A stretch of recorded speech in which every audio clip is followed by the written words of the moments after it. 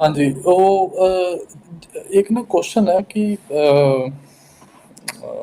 جو آپ کے ہمارے جو شیعہ بھائی ہیں وہ پتہ نہیں کہتے ہیں کہ 9 اور 10 محرم کو گھوڑے نکالتے ہیں سر یہ وہ کلچر ہے بھائی، یہ کوئی ریلیجس یہ کوئی مذہبی روایت نہیں ہے، یہ کوئی مذہبی فریضہ نہیں ہے، یہ پاکستان ہندوستان میں یہ ایک رواج ہے، ایک رسم ہے۔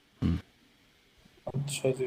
ہاں اور جو سر یہ نیچے بیٹھ کے جب سنی میں تو سنی مسجد میں ہی پرے کری ہے زیادہ، جو بیٹھ کے وہ جو انگلی کھڑی کرتے شہادت کی، جب وہ اتحیات پڑھنے کے بعد وہ جو شہادت دیتے ہیں، تو وہ جائز ہے کہ وہ کوئی نہیں، یعنی شیعہ مذہب میں یہ نہیں ہے، شیعہ مذہب میں اس کا حکم نہیں ہے کہ یہ نہیں انگلی ہے؟ اوپر کر دو۔ جی ہاں۔ اچھا جی۔ اور بیسٹ ٹائم دعا کا کون سا ہے پریئر کے اندر جب آپ پریئر کر رہے ہیں؟ بیسٹ ٹائم سجدے میں، کون سا مطلب دعا؟ سجدے میں جی، سجدے میں جی۔ ٹھیک ہے جی۔ اچھا ایک نا وہ اوکے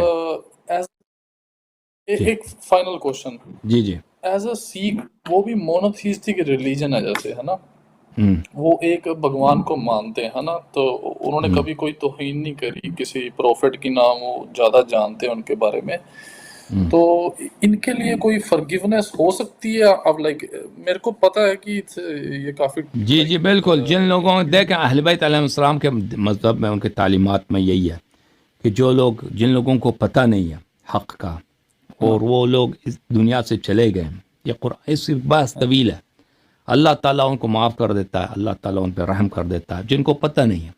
اب جن لوگوں کو پتہ چل گیا اس کے باوجود وہ انکار کرتے ہیں، تو وہ ان کی کوئی گنجائش نہیں ہے، لیکن جن لوگوں کو پتہ نہیں ہے تو اللہ تعالیٰ ان پہ رحم بھی کر سکتا ہے، ان کی بخشش بھی کر سکتا ہے، ان کو جنت بھی لے کے جا سکتا ہے، چاہے وہ مشرک ہی کیوں نہ ہو، اوکے، کافر ہی کیوں نہ ہو۔ اوکے، تھینک یو سر، اللہ آپ کو عزت دے، بہت مہربانی آپ، خدا حافظ، خدا حافظ، بہت مہربانی آپ کی۔